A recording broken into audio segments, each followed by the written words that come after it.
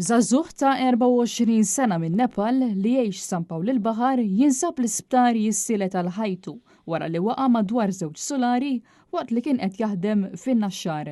L-inċident seħħ l-ħabta ta' 8:09 tal-4 filgħaxija f'maħżen fi triq it-Tarġa. Fil-post issejħu l-pulizija flimkien ma' tim mediku sabiex jassistu.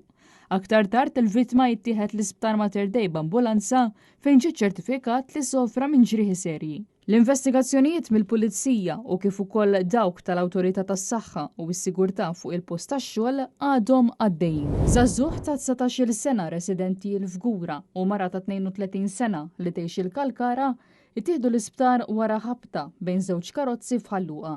L-inċident seħħ l-ħabta tas-6 tal-ħamis filgħodu fit-triq ħal-Farruġ.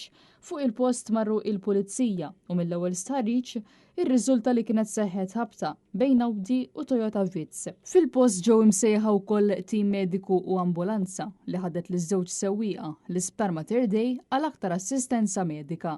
Min stħarriġ preliminari r-riżulta li l-mara sofri ġrieħi gravi filwaqt li ż-żagħżugħ sofra ġrieħi ta' natura ħafifa. L-investigazzjonijiet tal-pulizija brabta ma' dan l-inċident għadhom għaddejjin.